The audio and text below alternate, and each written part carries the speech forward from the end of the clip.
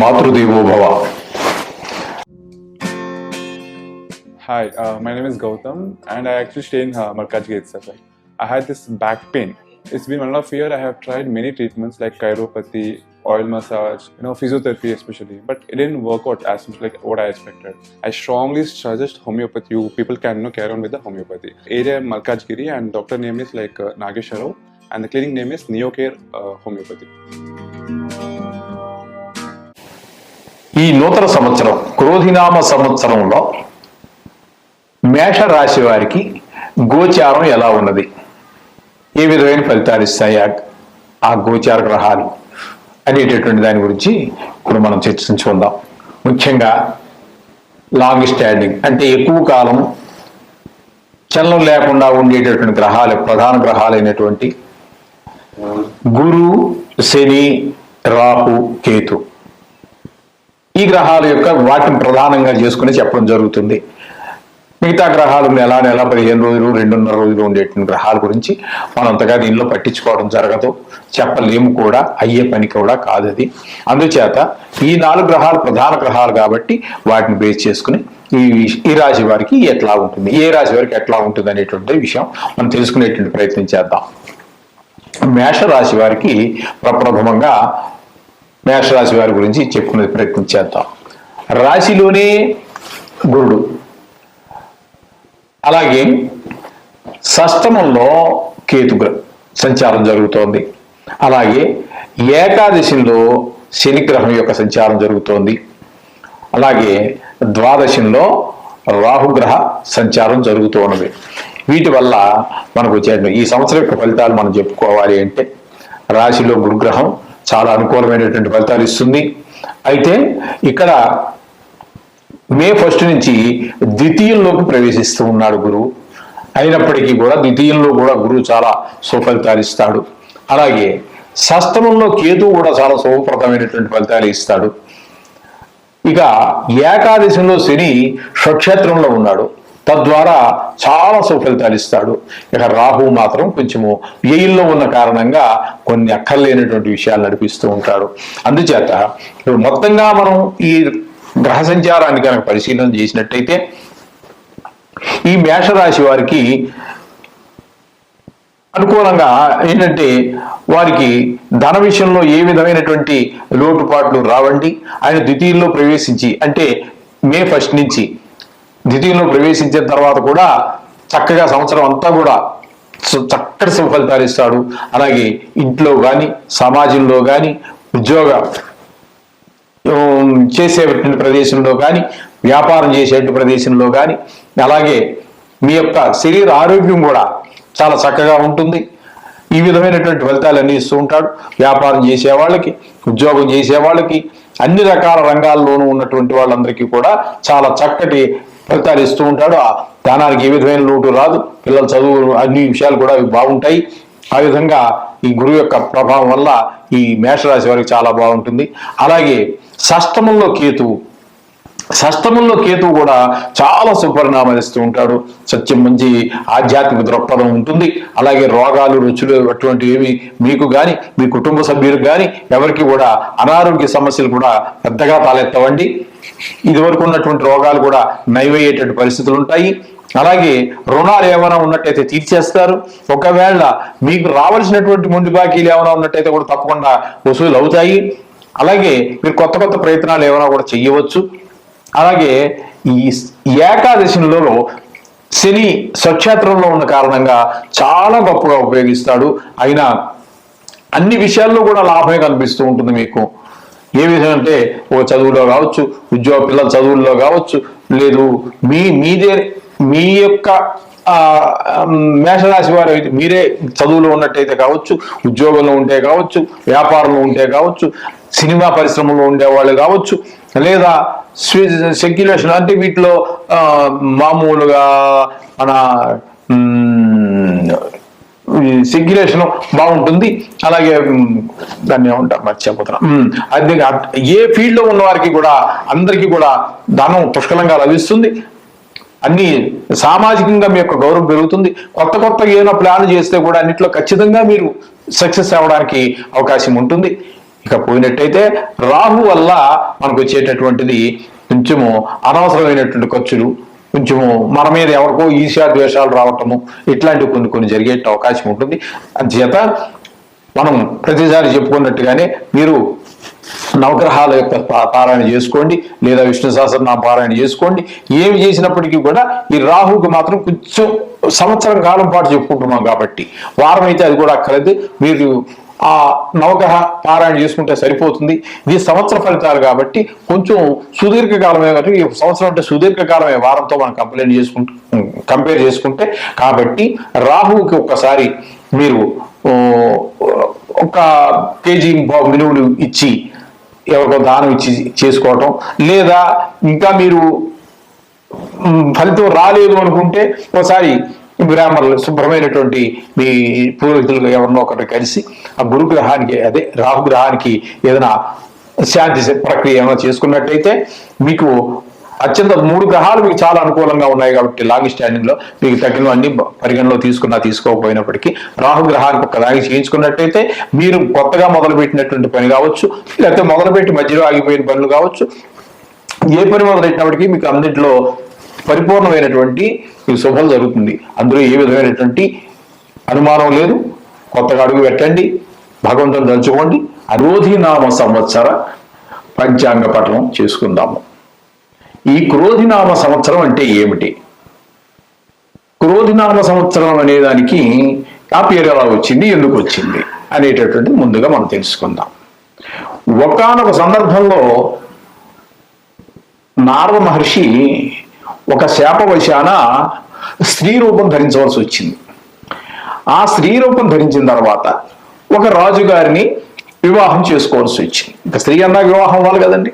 అదే కొంచెం వీళ్ళందరూ కొంచెం యుగ పురుషులు, దైవ అంశ సంభూతులు కాబట్టి ఒక రాజుగారిని వివాహం చేసుకోవాల్సి వచ్చింది. సామాన్యులు చేసుకుంటారు. ఆ స్టేజ్లో మనుషులు ఆ స్టేజ్కి తగినటువంటి వాళ్ళని వివాహాలు జరుగుతూ ఉంటాయి మామూలుగానే.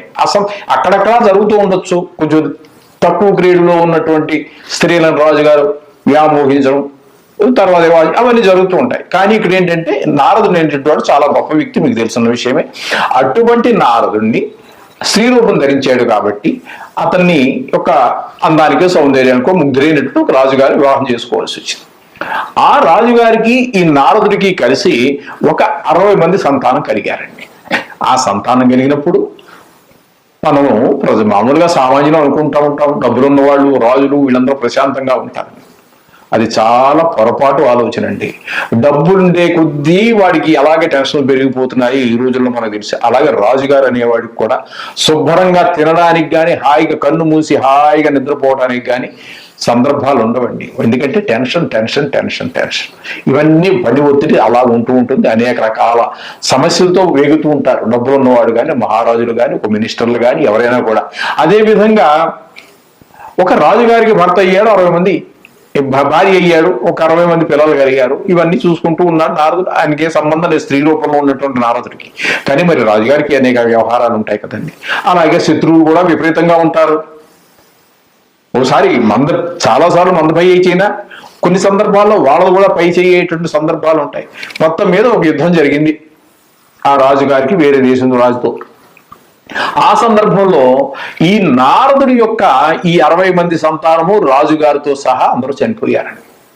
చనిపోతే ఈ నారదుడు బ్రహ్మ మానసపుత్రుడు ఏం చేస్తాడండి, మరి సాక్షాత్తు విష్ణుమూర్తి దగ్గరికి వెళ్ళి, బ్రహ్మ దగ్గరికి వెళ్ళి, ఆయన తండ్రి గారే కదా నారదుడు, అక్కడికి వెళ్ళాడు, విష్ణుమూర్తి దగ్గరికి వెళ్ళాడు. ఇలా జరిగింది, నా పరిస్థితి ఏంటి, భర్త చనిపోయాడు, పిల్లలు చనిపోయారు, ఏంటి నా పిల్లలు, నాకు ఫ్యూచరే లేకుండా, భవిష్యత్తే లేకుండా అయిపోయింది, దీనికి ఏంటి పరిష్కారం, నా దుఃఖాన్ని నేను దిగమిప్పుకోలేకపోతున్నాను, జీర్ణించుకోలేకపోతున్నాను, అందుచేత ఏదైనా పరిష్కారం చెప్పండి స్వామి, నా పిల్లల్ని నేను చూసుకునే విధానం అని చెప్పేసి ప్రాధేయపడడం జరిగింది. ప్రాధేయపడితే అప్పుడు విష్ణుమూర్తి ఆయనకి వరం ఇచ్చాడు. నీ పిల్లలు చనిపోయినప్పటికీ కూడా ఈ సృష్టి ఉన్నంత కాలం కూడా వారి యొక్క ఈ 60 మంది యొక్క పేర్లు ఏవైతే ఉన్నాయో అవి 60 సంవత్సరాలుగా ప్రభవ, విభవ, శుక్ల, ప్రమోద ఇట్లా 60 ఉన్నాయి కదండి. మన చిన్నప్పుడు చదువుకున్నవి అందరూ. ఇప్పుడు ఇంగ్లీష్ మీడియంలో లేవనుకోండి, ఈ 60 అనేది తెలియదు, వాటి పేర్లు తెలియవు. ఓకే, అయితే ఈ విధంగా ఈ 60 మంది యొక్క పేర్లు అలాగ 60 సంవత్సరాలుగా వస్తూ ఉంటాయి. ఈ 60 సంవత్సరాలు పూర్తయిన తర్వాత మళ్ళీ ప్రభావ వివాహ దగ్గర నుంచి మళ్ళీ అవే రొటేషన్ అవుతూ ఉంటాయి అన్నమాట. ఈ విధంగా సృష్టి ఉన్నంత కాలము జరుగుతుంది అని చెప్పేసి సాక్షాత్తు విష్ణుమూర్తే ఆ స్త్రీ రూపంలో ఉన్నటువంటి నారదుడికి అభయం ఇవ్వడం జరిగింది. అప్పటి నుంచి కూడా ఆ నారదుడి యొక్క 60 మంది పిల్లల పేర్లు ఈ ప్రభావ వివాహ సంవత్సరాలతోటి ఆ చక్రంలో అలా జరుగుతూ ఉన్నాయి. వారి పిల్లల పేర్లు మనం తలుచుకుంటూనే ఉన్నాం. సృష్టి ఉన్నంతకాలం కూడా జరుగుతూనే ఉంటుంది. ఇది ఈ విధంగా ఉన్నటువంటి ఈ 60 పేర్లలో క్రోధి అనేటటువంటిది ఒక సంతానం యొక్క పేరు అనమాట. అంచేత ఈ సంవత్సరం ఆ క్రోధి అనేటటువంటి బాలుని యొక్క పేరు మీద ఈ క్రోధినామ సంవత్సరం జరుగుతోంది. కొంతమంది ఎవరో చెప్పారనుకోండి, క్రోధినామ సంవత్సరం అంటే ఇప్పుడు ఈ సంవత్సరం గురించి కాదు నేను చెప్పేది, రాక్షసనామ సంవత్సరం ఎప్పుడో వచ్చినప్పుడు కొంతమంది చెప్పడం విన్నాను. నేను స్వయంగా నా చెబుతే విన్నాను. అంతా కొంచెం రాక్షసత్వంగా ఉంటుంది. ఆ గుణాలు అదే ఆ పేరుకు సంబంధించి ఏవైతే గుణాలు ఉన్నాయో ఆ విధమైనటువంటి ఎక్కువ ఉంటాయి అనేసి ఇలా చెప్తున్నారు. కానీ అది నేను ఒక దగ్గర అది తప్పో గొప్పో నాకు తెలియదు. అయితే ఇది మాత్రం నేను చాలా చిన్నప్పటి నుంచి వింటూనే ఉన్నాను. ఈ విధంగా 60 మంది యొక్క పేర్లు వచ్చాయి. ఇప్పుడు ఆ క్రోధి అనేటటువంటి సంతానం యొక్క పేరుతోటి ఈ క్రోధినామ సంవత్సరం జరుగుతోంది. దీనికి క్రోధానికి సంబంధం లేదండి. ఈ క్రోధం ఈ అందరూ క్రోధంగా ఉంటారు. ఇంకా ఆడవాళ్ళు మగవాళ్ళు పెద్దవాళ్ళు పిల్లవాళ్ళు అందరూ కోపంగా ఉంటే ఏమవుతుందంటే ప్రపంచం తలకిందులైపోతుంది. ఇప్పుడు ఇంక కొట్లాట్లు వాటితోటి సరిపోతూ ఉంటుంది. చేత క్రోధినామ సంవత్సరానికి క్రోధానికి సంబంధం లేదు. ఈ నారదుడి యొక్క సంతానంలో ఒక సంతానం యొక్క పేరుగా నేను విన్నాను. అది మీకు తెలియజేస్తున్నా. ఓకేనండి. ఇక్కడ ఈ క్రోధినామ సంవత్సరం యొక్క పంచాంగం ఏ విధంగా ఉంటుంది అనేటటువంటి దాని గురించి మనం ఇప్పుడు తెలుసుకునేటటువంటి ప్రయత్నం చేద్దాం. అసలు ఈ పంచాంగం ఎక్కడి నుంచి వచ్చిందండి? వేదాలలోని చివరిలో మనకి షడంగాలు అని చెప్పేసి ఉన్నాయి. ఆ షడంగాల్లో జ్యోతిష్యం కూడా ఒకటి. దానిలో భాగం మాత్రమే ఈ యొక్క పంచాంగం. ఈ పంచాంగంలో షడంగాల్లో ఒక భాగం. ఇది కూడా వేదాంగంలోంచి వచ్చింది కాబట్టి ఇది కూడా వేదం కింద. దానికి ఎంత పవిత్రత ఉందో దీనికి ఎంత పవిత్రత ఉన్నది. ఇందులో చెప్పబడిన ప్రతిదీ కూడా చాలా పవిత్రమైనటువంటిది. ఇది తెలుసుకోవాలి. ఇది తెలుసుకోవాల్సిన బాధ్యత అందరికీ ఉన్నది కూడా. అందుచేత ఈ పంచాంగం అనేటటువంటిది ఏంటి? పంచ అంటే 5, అంగములు అంటే భాగాలు కలిగినటువంటిది. ఏంటవి? పంచాంగం అంటే తిథి, వార, నక్షత్ర, యోగ, కరణ, ఈ 5 కలిపి పంచాంగం అన్నారు. ఈ తిథి అంటే మన పాడ్యమి, విధియ, తదియ, చవితి ఇవి ఉన్నాయి కదండి. అలా చివరిదాకా వచ్చి 14 అయిన తర్వాత చతుర్దశి అయిన తర్వాత శుక్లపక్షం కనుక అయినట్టయితే పౌర్ణమి వస్తుంది. పౌర్ణమి వెళ్ళిపోయిన తర్వాత నుంచి మళ్ళీ పాడ్యమి, విధియ వస్తాయి. చతుర్దశి వరకు మామూలు కంటిన్యూగా వస్తాయి. అక్కడ మళ్ళీ ఈ పౌర్ణమి ప్లేసులో మనకి అక్కడ అమావాస్య వస్తుంది. అక్కడికి ఒక నెల పూర్తవుతుంది అనమాట. ఒక మాసం పూర్తవుతుంది. ఈ విధంగా తిథి అనేటటువంటిది ఆ విధంగా జరుగుతూ ఉంటుంది. ఈ తిథులు ఎలా ఏర్పడ్డాయనేది పంచాంగంలో చాలా ఉన్నాయనుకోండి. అవన్నీ చెప్పుకుంటూ పోతే ఎక్కడికో వెళ్ళిపోతాము. సబ్జెక్ట్ ఎక్కడికో దాటిపోతూ ఉంటుంది. సూర్యచంద్రుల యొక్క దూరాన్ని బట్టి తిథులు వస్తూ ఉంటాయి. ఓకే అండి. ఆ విధంగా దూరం సూర్యుడికి ఆయన ఇద్దరు కలిసి ఒకే దగ్గర ఉన్నారనుకోండి, ఆ రోజు అమావాస్య అవుతూ ఉంటుంది. ఆయనకి సూర్యుడికి 180 డిగ్రీల్లో కనుక చంద్రుడు ఉన్నట్టయితే ఆ రోజు మనం పౌర్ణమిగా పరిగణిస్తూ ఉంటాం. చంద్రుడు మొత్తం పూర్తి చంద్రుడు మనకు కనిపిస్తూ ఉంటాడు. చక్కటి వెన్నెలు ఉంటుంది. ఆ వెన్నెలు చూస్తేనే చాలు మనసు పరవశించిపోతుంది. అంటే ఇప్పుడు ఈ కాలంలో పరవశించిపోయేదానికి కరెంటు దీపాలు వచ్చేసాయి. అసలు చంద్రుడినే హైదరాబాద్ లో చంద్రుడు కనబడటం అనేది ఒక గగనంగా తయారైంది. ఆ చంద్రుడిని మా చిన్నప్పుడు మా బాల్యంలో మీలో కూడా చాలా మంది పెద్దవారు ఉన్నట్టయితే చూసుంటారు. ఆ పల్లెటూరులో ఆ వెన్నెల్లో ఆడుకోవటం ఏంటి, అది ఒక రకమైన మనసుకు ఆహ్లాదం. ఇంకా అంత ఆహ్లాదాన్ని ఇచ్చేది మరి దానికంటే ఎక్కువ వేరే వెరైటీ కావచ్చు. కానీ వెన్నెలలో ఉన్నటువంటి ఆ సౌందర్యం, అందులో బాల్యంలో ఆడుకున్నటువంటి ఆటలు అవన్నీ కూడా చాలా చక్కటి మనిషికి సుధాకరుడు అంటే ఆ వెన్నెల్లోనే ఒక అమృతం ఉంది అని చెప్పేసి మన కవులందరూ చెప్పారు. అది యథార్థం అనిపిస్తుంది కూడా. అది చూసిన వాళ్ళకి ఈనాటి జనరేషన్, కొత్త జనరేషన్ మనం చెప్పలేము, కానీ పాత వాళ్ళందరూ అనుభవించారు. అంత చక్కటి అనుభూతులను మేము కూడా అనుభవించాము. ఆ విధంగా చంద్రుడి యొక్క వెన్నెల అంత గొప్పగా ఉంటూ ఉంటుంది. ఇది తిథికి సంబంధించినటువంటి విషయం. ఇక వారం. ఈ వారం అనేటటువంటిది అంటే ఆదివారము, సోమవారము, మంగళవారము, బుధవారము, గురువారము, శుక్రవారము, శనివారము. ఏమండి ఈ వారాల యొక్క పేర్లు ఇవేంటివి? మనకి నవగ్రహాలలో రాహుకేతువులు ఛాయాగ్రహాలను మనం చెప్పుకుంటున్నాం. వాటిని తీసి పక్కన పెట్టినట్టయితే ఏ వరుసలో మనకి ఆదివారం, సోమవారం ఉంచాయో అవే నవగ్రహాల యొక్క వరుస కూడా అలాగే ఉంటుంది.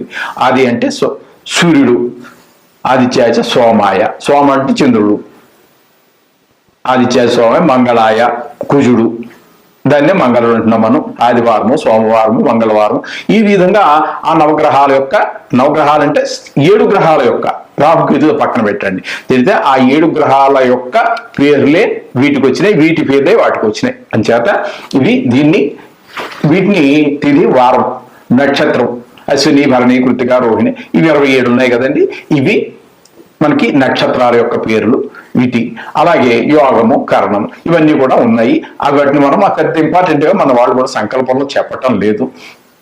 అయితే ఇవన్నీ వినడం వల్ల మాకేంటి ప్రయోజనము అని చెప్పేసి కనుక మనం చూసినట్టయితే వాటి మన ప్రయోజనం లేకుండా ఇది చేయం కదండి. ఏం చేసినప్పటికీ ఒక ప్రయోజనం కావాలి మనిషికి. అటువంటి ప్రయోజనం ఏంటి అంటే మనకి ఇక్కడ ప్రయోజనం చెప్పారండి పెద్దలు, మనకు తెలియజేశారు. ప్రయోజనం ఖచ్చితంగా తెలియజేశారు. వారం యొక్క ఇది తిథి కనుక మనం చెప్పుకున్నట్టయితే దానివల్ల మనకి ఆయుష్ వర్ధనం, ఆయుష్ పెరుగుతుందని చెబుతున్నారు. నక్షత్రాలు వినడం వల్ల అయితే హరతే పాపం, పాపాలన్నీ నశించిపోతాయి నక్షత్రం యొక్క పేరు చెప్పుకోవటం వల్ల. యోగం వల్ల వినడం వల్ల రోగ నివారణ అని చెప్పారు, రోగాలు తగ్గుతాయి అని కూడా మనకి చెప్తున్నారు. కరణం అనేటటువంటి 16 ఉన్నాయి, దానివల్ల కార్యం సిద్ధిస్తూ ఉంటుంది. మనం ఏ పూజ చేసినా, మన ఇంటి దగ్గర మనం పూజ చేసుకున్నా, లేకపోతే గుళ్ళోకి వెళ్ళి పూజ చేసినా, అక్కడ అయ్యగారు మన యొక్క గోత్రనామాలని చెప్పిన తర్వాత ఈ తిథి, వార, నక్షత్ర, యోగకరణాల యొక్క వివరాలన్నీ కూడా చెప్తారు. ఆయన చెప్పి పూజ ప్రారంభిస్తూ ఉంటారు మనకి. ఎందుకని ఇవన్నీ తెలుసుకోవటం వల్ల ఈ ఫలితాలు ఉన్నాయి. అసలు సంకల్పం అంటే ఏంటి అంటే కాలం యొక్క సంకీర్తనం, కాలాన్ని తలుచుకోవాలి. ఈ కాలం అనేటటువంటిది ఏంటి? సాక్షాత్తు శ్రీకృష్ణుడే చెప్పాడు. కాలం అంటే భగవత్ స్వరూపమే కాలం. ఈ నెల కావచ్చు, సంవత్సరం కావచ్చు, యుగం కావచ్చు, ఓ పూట కావచ్చు, గంట కావచ్చు, నిమిషం కావచ్చు, ప్రతిదీ కూడా భగవంతుని యొక్క స్వరూపమే. అందువల్లనే ఇప్పుడు మనం పైకి చెప్పుకున్నా చూడండి, దానివల్ల ఆయుర్వర్ధం అవుతుందని, దీనివల్ల రోగం పోతుందని, ఇవన్నీ కూడా మనకి భగవత్ స్వరూపం కాబట్టి ఆ భగవంతుని కాలాన్ని కీర్తించడం జరిగితే ఆ భగవంతుని కీర్తించినట్టే.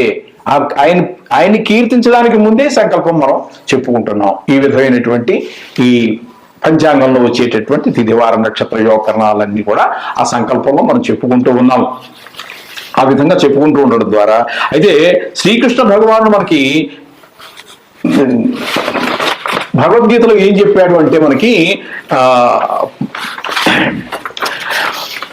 ప్రహ్లాదచాస్మి దైత్యానాం కాల కలయతామహం మృగాణాంచ ముగేంద్రోహం వైనతేయచ పక్షిణః అని చెప్పేసి అన్నాడు. అంటే కాల కలయతాం అహం అంటే ఈ కాలాన్ని మొత్తం నడిపించేది నేనే. ఇది వారం కావచ్చు, నెల కావచ్చు, సంవత్సరం కావచ్చు, దినం కావచ్చు, పూట కావచ్చు, నిమిషం కావచ్చు, క్షణం కూడా కావచ్చు, రెప్పపాటు కాలం కూడా కావచ్చు. అన్ని కూడా భగవంతుడి యొక్క అదుపార్జనలోనే జరుగుతూ ఉంటాయి. ఆ స్వరూపాన్ని నేనే కాలం అనేటటువంటి వారితోటి అని చెప్పేసి అక్కడ కాలాయ అనేటువంటి కాలహ అనేటువంటి దాన్ని బట్టి మనం కాలం అంటే నేనే అని చెప్పేసి ఆయన కలయితాం అహం అని చెప్పేసి కాలాన్ని మొత్తం నడిపించేది నేనే కాలము అని చెప్పేసి సాక్షాత్తు శ్రీకృష్ణ భగవానుడే మనకి భగవద్గీతలో చెప్పాడు. కాబట్టి అంచేత ఈ సంకీర్తనం, కాల సంకీర్తనం చేసుకోవడం అదే సంకల్పం.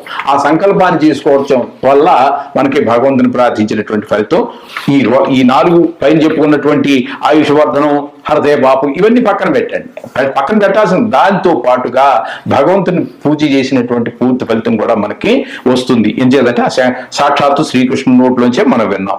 ఈ విధంగా కాలం, కలికాల యుగం గురించి మనం మాట్లాడుకోవాల్సి వస్తే దీన్ని ఈ కలికాలం అనేటటువంటిది మనకి ఒక కలికాలం అని చెప్పుకుంటున్నాం కదండి. కృతయుగం, త్రేతాయుగం, కృతయుగం, త్రేతాయుగం, ద్వాపరయుగం, కలియుగం. ఈ కలియుగం అనేటటువంటిది ప్రారంభం ఎన్నాళ్ళు అయిందంటే 5124 సంవత్సరాలు పూర్తయిందండి ఈనాటికి. ఇదివరకు గణన అలాగే చేసేవారు, కాలగణన మన వాళ్ళు ఆ విధంగా చేసేవారు. ఆ తర్వాత మనకి ఎలా వచ్చిందంటే శంకరాచార్యులు వారు మన యొక్క హైందవం నానా రకాలు భ్రష్టు పట్టిపోయినటువంటి కాలంలో సాక్షాత్తు శంకరాచార్యుల వారుగా జన్మించి మళ్ళీ దీన్ని పునరుద్ధరింపజేశారు శంకరాచార్యుల వారు. అటువంటి సందర్భంలో దాన్ని కొంతమంది దీన్ని శంకరాచార్యుల వారి యొక్క యుగంగా కూడా కొన్నాళ్ళు పరిగణలో తీసుకుని వాడకంలో చాలా కాలం వాడారు. ఆ తర్వాత విక్రమార్కుడు అనేటటువంటి వాడు కూడా మహా గొప్ప పురుషుడైనటువంటి వాడు. ఆ కథల కన్నా మీరు వినే ఉండొచ్చు. ఇప్పుడు జనరేషన్లో మరి ఇప్పుడు చదువుల్లో లేవనుకోండి అవన్నీ. విక్రమార్కుడు అంటే ఎవరన్నా అడిగే పరిస్థితుల్లో ఉన్నారు, వాళ్ళకు మనం ఏం చెప్పగలిగినటువంటి లేదు. మళ్ళీ కాలం అంతా బాగుంది, అనుకూలమైనటువంటి పరిస్థితులు వస్తున్నాయి. మళ్ళా బాలరాముడి యొక్క ప్రతిష్ఠ జరిగింది. మరలా మన హిందుత్వానికి పునర్వైభవం రాగబోతోందని నా ప్రగాఢ విశ్వాసం, రావాలని కోరిక కూడా. అటువంటి సందర్భంలో మళ్ళీ మనం ఈ క్రీస్తు శకము ఇవన్నీ మనకు సంబంధించినటువంటివి, తర్వాత వచ్చినటువంటివి అవి చెప్పుకుంటున్నారు అందరూ. అవి మనకు అవసరం కూడా లేదు, వాటి గురించి మనం మాట్లాడక్కర్లేదు. ఆ విక్రమార్కుడు అనేటటువంటి ఆయన పుట్టి కూడా 2081 సంవత్సరాల కాలం గడిచిందండి. ఇవే సంకల్పంలో ఆనాడు చెప్పుకునేటటువంటిది. శాలివాహన శకం కూడా కొంతకాలం చెప్పుకున్నామండి. ఇది కూడా జరిగి 1946 సంవత్సరాల కాలం గడిచింది. ఇవి సంకల్పంలో మొట్టమొదటి చెప్పుకునేటట్టు ఆనాడు. ఇప్పుడు క్రీస్తు శకం వచ్చి దాని గురించి మనం మాట్లాడక్కర్లేదు. ఈ విధంగా మనకి తర్వాత వచ్చాయి. మన చదువుని బ్రిటిష్ వాళ్ళు కొంతకాలం, ఈ ముస్లిమ్స్ కొంతకాలం, ఈ విధమైనటువంటి వాళ్ళు పరిపాలన చేయటం, మనము తెలివి తక్కువతనం కానివ్వండి, అసమర్థత కానివ్వండి, ఐకమత్యత లోపం కానివ్వండి, చిన్ని రాజ్యాలుగా ఉండడం కానివ్వండి, ఒక్కరి మీద అవతల పక్కవాడు మనకు శత్రువే, వాడు హిందువే, మనము హిందువే, అయినా సరే వాడిని ఓడించడం కోసం ఎవరో పరాయి వాళ్ళ మీద ఆధారపడి వాడిని తీసుకొచ్చి ఇక్కడికి ప్రవేశం చేసి వాడి సహాయంతో మనవాడిని వాడగొట్టి, పైవాడి సహాయంతో మనవాడిని వాడగొట్టుకుని మనమే పళ్ళు రాళ్ళగొట్టుకున్నాం. సరే, ఇంకా అవన్నీ అక్కర్లేదు కూడా చరిత్రలో వెళ్ళిపోతే ఎక్కడికో వెళ్ళిపోతాము, అది అక్కర్లేదు. ఇవన్నీ అయిపోయిన తర్వాత వచ్చినటువంటివే మనకి ఈ ముస్లిం మతం కానివ్వండి, క్రిస్టియన్ మతం కానివ్వండి, ఆ క్రీస్తు శకాలు అవన్నీ మనం అక్కర్లేదు, మనం చెప్పుకోవాల్సిన పని కూడా. అందుచేత ఇవన్నీ కూడా భగవత్ స్వరూపంగానే మనం భావించాల్సి వస్తుంది. ఇకపోతే ఈ పంచాంగం అనేటటువంటి దాని గురించి ఇన్ని సంవత్సరాలుగా జరుగుతూ ఉన్నది. ఓకే, ఇప్పుడు మనం దీని గురించి ఏం చెప్పుకోదలుచుకున్నాము అంటే, ఈ సంవత్సరం మనకి క్రోధినామ సంవత్సరం ఉగాదితో మనకు ప్రారంభమవుతుంది. మరలా తర్వాత 2025లో ఉగాది అంటే పాల్గొన మాసం బహుళ అమావాస్యతో అంతమవుతుంది. అప్పటి వరకు ఇది మనం క్రోధినామ సంవత్సరంగానే మనం పరిగణించుకోవాలి. ఈ సంవత్సరంలో అనేక రకాలైనటువంటి శుభాలన్నీ జరుగుతూ ఉంటాయి. దాంతోపాటు కాలంలో అనేక రకాల మార్పులు ఉంటాయి. కేవలం శుభాలే జరుగుతాయని ఆశించకూడదు, అది అత్యాశ అవుతుంటుంది. అలాగే కొన్ని కష్టాలు కూడా ఉంటూ ఉంటాయి. ఏది ఏ విధంగా భగవన్ నిర్ణయం జరిగింది అనేటటువంటి దాని గురించి మనం ఇప్పుడు తెలుసుకోబోతున్నాం పంచాంగం గురించి. ఇప్పుడు ప్రతి సంవత్సరం కూడా ఈ పంచాంగ పఠనంలో భాగంగా పంటలు ఎలా పండుతాయి అంటే వ్యవసాయదారులకు ఎలా ఉంటుంది, పంటలు పండితేనే అంటే వ్యవసాయదారులకనే కాదండి, పంటలు పండకపోతే మనం ఏమి తినాలి, డబ్బులు తినలేం కదా. అందుచేత పంటలు బాగుంటేనే మొత్తం సమస్త ప్రాణికోటి బాగుంటుంది. అందుచేత పంటలు ఏ విధంగా పండుతూ ఉంటాయి, అందులో ఏ పంటలు ఎక్కువగా పండుతూ ఉంటాయి, ఏ పంటలు కొంచెం సరి అయిన ధర రాదు, తక్కువగా పండుతాయి, ఇలాంటి విషయాలు. అలాగే మనకి పుష్పాలు, అపరాలు అంటే మనకి పప్పు దినుసులు, ఇవన్నీ ఏవి ఎక్కువగా పండుతాయి, ఏవి తక్కువగా పండుతాయి అనేటటువంటి వాటిని నిర్ణయం చేయడానికి మనకి పంచాంగకర్తలు నవనాయకులు అని చెప్పి గణితం ఉంది. ఆ గణితం ప్రకారం చేస్తారు. అదంతా మన సబ్జెక్ట్లోకి వెళ్తే అది ఇప్పుడు తేలే విషయం కాదు. పంచాంగ పఠనంలో అది మనం చెప్పుకోవచ్చు జాలము. ఎందుకంటే ఈ సంవత్సరం మనకి ఎంతమంది శుభులు మంచి వాటికి మంచి మంచి ఈ నవనాయకుల్లో మంచి పని చేయడానికి ఎంతమంది శుభ గ్రహాలు ఉన్నాయి, ఎన్ని అశుభ గ్రహాలు ఉన్నాయి అనేటటువంటి దాన్ని బట్టి అవన్నీ గణితం చెప్తూ ఉంటుంది. అది ఆ ఫలితం మాత్రం మనం తెలుసుకుందాం. ఆ గణన అంతా ఇప్పుడు చేయలేము, కానీ ఆ ఫలితం గురించి మనం తెలుసుకునేటువంటి ప్రయత్నం చేద్దాం. ఈ క్రోధినామ సంవత్సరం మంగళవారంతో ప్రారంభమవుతోంది కాబట్టి ఆ వారానికి అధిపతి అయినటువంటి మంగళుడు అంటే కుజుడు రాజుగా నిర్ణయం చేస్తారు. ఆ విధంగా ఈ క్రోధినామ సంవత్సరానికి ఇక్కడ రాజుగా కుజుడిని నిర్ణయం చేశారు. ఇంకా మళ్ళీ ఇంకా ఇతరత్రా కూడా ఆ గణన ప్రకారంగా కుజుడు ఇంకా వాటికి కూడా రావచ్చు, ఇంకా రాకనకపోవచ్చు. అయితే ఈ గణన ఏంటనేటటువంటి విషయాన్ని గురించి మనం పరిశీలించినట్టయితే ఈ సంవత్సరానికి రాజుగా, అలాగే సస్యాధిపతిగా, నీరసాధిపతిగా 3 వ్యవస్థలకి కుజుడు అధిపతిగా నిర్ణయించబడ్డాడు. దానివల్ల మనకి ఇక మంత్రి, సేనాపతి, అర్ఘ్యాధిపతి, మేఘాధిపతి వీటన్నిటికీ ఒక 4 భాగాలకి ఈ రాజ్యాంగం అనుకున్నాం కాసేపు. ఇందులో 4 భాగాలకి మనకి ఇక్కడ శనికి ఆధిపత్యం వచ్చింది. అంటే అక్కడ 3 వ్యవస్థలకి కుజుడు, 4 వ్యవస్థలకి ఇక్కడ శని నిర్ణయించబడ్డారు. ఇకపోతే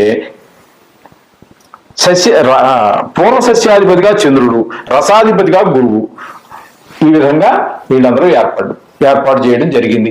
ఏర్పాటు చేయడం వల్ల వాళ్ళ వల్ల వచ్చేటువంటి ప్రయోజనం ఏంటి అంటే ఇక్కడ 2 గ్రహాలు మాత్రం శుభగ్రహాలు ఉన్నాయి, చంద్రుడు, గురువును. అందుచేత ఈ సంవత్సరం వీళ్ళిద్దరూ, మిగతా అందరూ కూడా ఈ 9 మందిలో 7 పాపగ్రహాలే వస్తున్నాయి. అందుచేత ఈ సంవత్సరంలో మనకి కొన్ని ఎంతో కొన్ని పాపగ్రహాలు ఉంటాయి ప్రతి సంవత్సరము.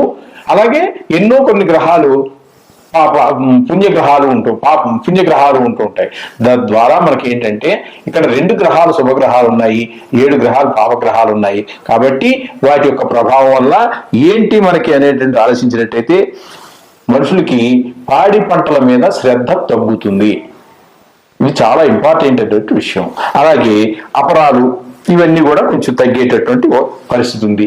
ఇక వర్షపాతం గురించి తీసుకున్నట్టయితే చాలా భాగం సముద్రంలోను, దాని తర్వాత భాగం పర్వత ప్రాంతాల్లోనూ ఈ విధంగా కురుస్తూ పోతుంది. మనకి అవసరమైనది వర్షపాతం శాతం ఒక్క 2% మాత్రమే. దాన్ని కొంపలు వేరే ఉన్నాయనుకో మన శాతం అని చెప్పుకుందాము. ఆ తూముల లెక్క ఏదో ఉంటుంది. ఆ తూములు కొద్దిపాటి వర్షం మాత్రమే భూమి మీద పడే అవకాశం ఉన్నది. అంటే వర్షం మొత్తం మీద కొంచెం చాలా తక్కువగానే పడుతుంది అని చెప్పేసి నిర్ధారణ చేశారు పంచాంగకర్తలు. ఆ విధంగా వర్షం కురవడం కూడా తక్కువగానే ఉంటుంది. ఎర్రటి ప్రాంతాలు అంటే భూమిలో రంగులు ఉంటాయండి. ఎర్ర రేగడి నేలలని, నల్ల రేగడి నేలలని, బంక రేగడి నేలలని ఇలాంటి కొన్ని ఉంటాయి. వ్యవసాయదారులు బాగా తెలుస్తాయి మనకంటే. వారికి ఆ విధంగా ఎర్ర రేగడి నేలలు అనేటటువంటి మంచి ఈ 3 నేలల రకాలు చెప్పుకున్నాం కదా, అందులో ఆ ఎర్ర నేగడి నేలల్లో పంటలు చాలా సమృద్ధిగా పండుతాయని చెప్పేసి మనకి తెలియజేశారు. అలాగే అంటే అక్కడ మనకి ఈ ఎక్కువగా ఆ నేలల్లో పండేటువంటి వాటిలో ఫలాలు, పుష్పాలు ఇవి కొంచెం ఎక్కువగా పండేటువంటి అవకాశం ఉంది అని చెప్పేసి మనకి పంచాంగకర్తలు తెలియజేశారు. ఇక ఈ విధంగా చూసుకున్నట్టయితే నవనాయకుల గురించి ఆ విధమైనటువంటి ఫలితాలు మనకు తెలియజేశారు. ఇకపోతే కర్తరి అని చెప్పేసి మీకు అందరికీ తెలుసు. పల్లెటూరులో ఉన్న మన సిటీలో ఉన్న వాళ్ళు కూడా చాలా మందికి తెలుసు. ఇల్లు కట్టుకున్నటువంటి వాళ్ళకి డొల్లు కత్తిరి అని, పెద్ద కత్తిరలు అని ఇవన్నీ వస్తుంటాయి. ఈ కత్తిరి అనేటటువంటి దాన్ని కూడా మనం పరిగణలోకి తీసుకోవాల్సి ఉంటుంది పంచాంగ ప్రకారంగా.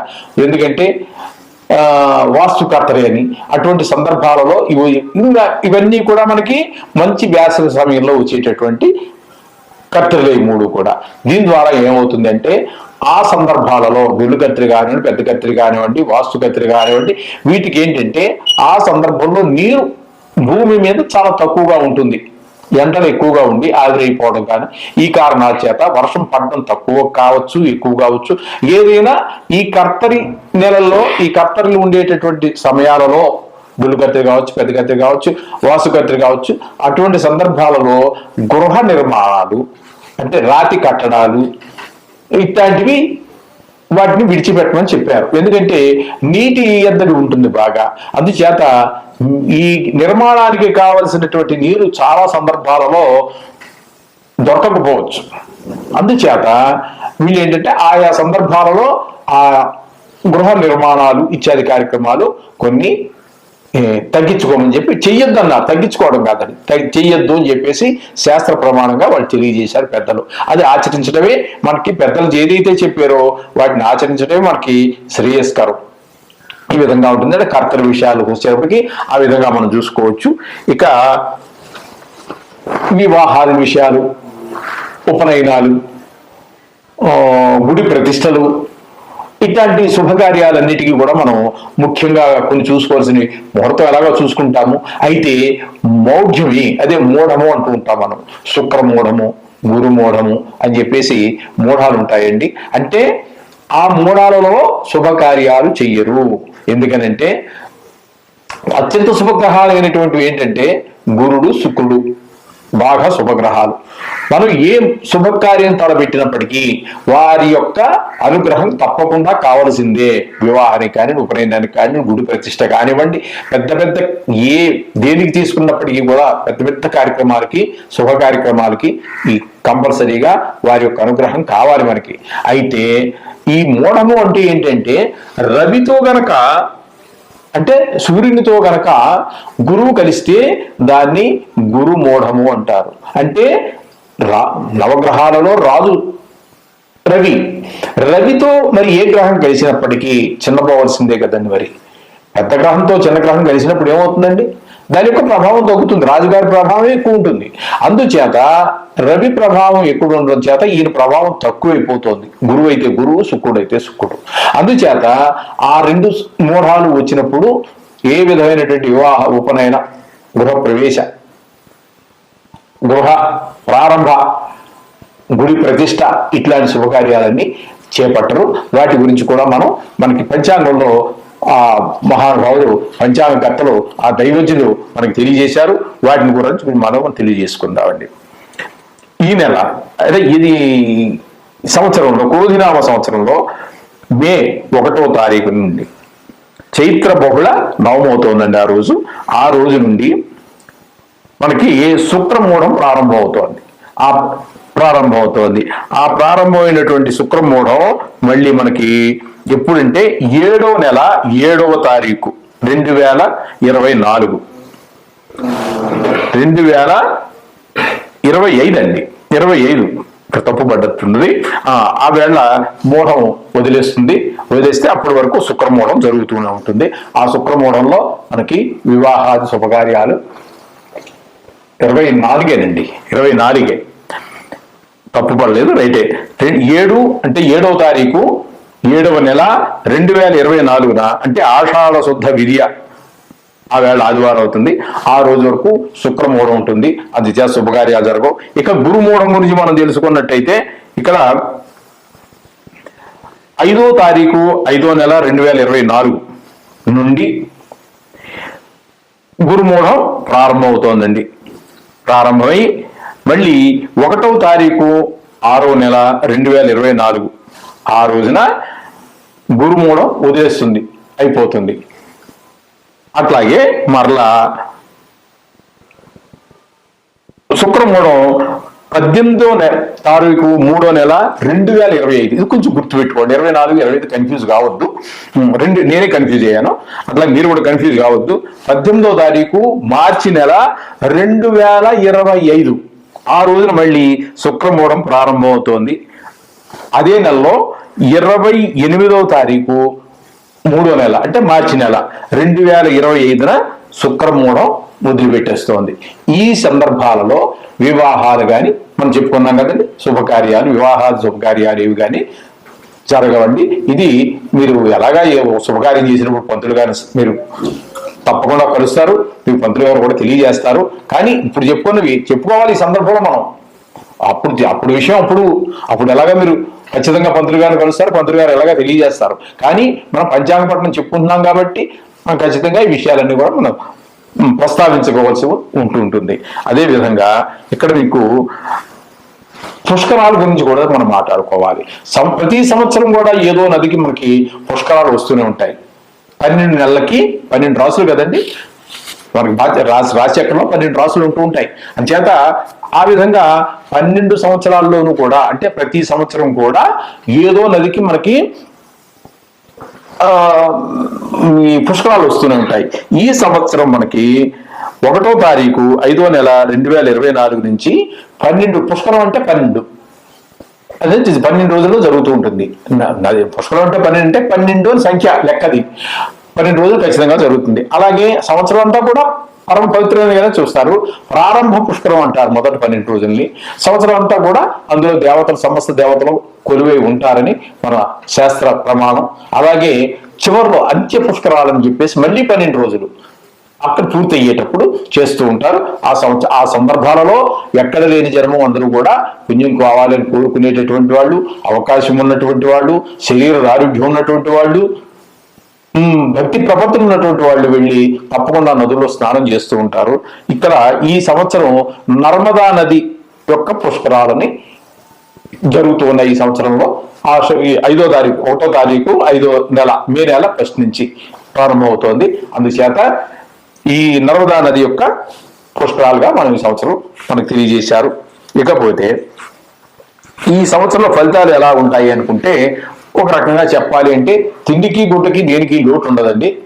అన్ని పంటలు ఎంత వర్షపాతం తక్కువగా ఉన్నప్పటికీ ఎంత పాపగ్రహాలు ఎక్కువగా ఉన్నప్పటికీ కూడా తగినంత పంట అందరికీ సరిపడా తగినంత తినడానికి సరిపడినంత పంట ఖచ్చితంగా దొరుకుతుంది. అలాగే ఇక గ్రహణాల గురించి కూడా మనం పంచాంగంలో చెప్పుకోవాల్సి ఉంటుందండి. సూర్యగ్రహణం, చంద్రగ్రహణం అనేటటువంటి కూడా చాలా ముఖ్యమైనటువంటి విషయాలు అవి కూడాను. ఎందుకంటే ఈ సందర్భాలలో మన ఏదైనా ఒక దేవత యొక్క అనుష్ఠానం తీసుకోవాలి గురువు గారి దగ్గర అనుకునేటటువంటి వారికి చాలా శుభమైనటువంటి ఫలితాలు ఇస్తూ ఉంటుంది. ఏదైనా ఒక మంత్ర జపం మనం ఒక గురువు గారి దగ్గర నుంచి తీసుకున్నాం, అది సిద్ధి పొందడానికి 10 లక్షలు జపం చేయాలి అంటారు. 10 లక్షలు చేయాలి అంటే చాలా కష్టమైనటువంటి విషయం. కానీ ఇటువంటి సందర్భాలలో అంటే ఎటువంటి సందర్భాలు అంటే సూర్యగ్రహణం కావచ్చు, చంద్రగ్రహణం కావచ్చు. ఈ గ్రహణ సమయాల్లో గనక అది గంటే ఉండండి, 4 గంటలు ఉండండి, అంతకంటే పెద్దగా ఎక్కువ ఏమి ఉండదు. 5-6 గంటల కన్నా కూడా ఎక్కువ ఉండదు. చాలా సుదీర్ఘంగా ఉన్నటువంటి చూసినప్పటికీ కూడా 4-5 గంటల కంటే ఉండవు. ఆ సందర్భంలో మనం ఆ గురువు గారి ఆ గురువు గారి ద్వారా మనం ఆ సిద్ధి మంత్రాన్ని తీసుకొని అనుష్ఠానం తీసుకొని మనం ఆ 3 గంటలు ఖచ్చితంగా ఆ 3 గంటలు 4 గంటలు 2 గంటలు ఎంత టైం ఉంటే అంత టైము ఖచ్చితంగా ఆ మంత్రాన్ని ఏ మంత్రాన్ని అయితే మనం గురుగారి దగ్గర నుంచి తీసుకున్నామో అనుష్ఠానంగా దాన్ని కనుక మనం శ్రద్ధతో చేసినట్టయితే సిద్ధిస్తుంది అని చెప్పేసి మనకి శాస్త్రాలు చెబుతున్నాయి. ఆ 2 అంటే నువ్వు 5 లక్షలు చేయవలసినంత చేయాల్సిన పని లేదు. ఇంకా నువ్వు ఆ 2 గంటలో 3 గంటలు చేస్తే సరిపోతుంది. ఇటువంటి వారు చాలా చాలా వాళ్ళ జీవితంలో ఒక అత్యంత శుభప్రదమైనటువంటి సందర్భంగా వాళ్ళు స్వీకరిస్తూ ఉంటారు. దానికి కొన్ని నక్షత్రాల వాళ్ళకి ఈ మోడాలు వచ్చినప్పుడు కొన్ని నక్షత్రాల వాళ్ళకి శుభాలు జరగవచ్చు, కొన్ని నక్షత్రాల వాళ్ళకి అశుభాలు జరగచ్చు. అలాగే గర్భిణీ స్త్రీలకి కొంచెము ఇబ్బంది కలిగించేటువంటి పరిస్థితులు ఉంటాయి. వాళ్ళు చూడవద్దు, గ్రహణం చూడవద్దు అని చెప్తూ ఉంటారు. మనకి చంద్రగ్రహణం అనేది సామాన్యంగా రాత్రి వేళ వస్తూ ఉంటుంది, సూర్యగ్రహణం అనేది పగల వస్తూ ఉంటుంది. సూర్యగ్రహణం ఇంచుమించుగా మనకి అమావాస్య రోజే వస్తూ ఉంటుంది, చంద్రగ్రహణం పౌర్ణమి రోజునే వస్తూ ఉంటుంది. ఆ తగిన మనకి ఎలాగ ఇప్పుడు మీడియాలు కూడా బాగా ఎక్కువైనాయి, టీవీలో చెప్తారు, పంతులు గారు చెప్తారు.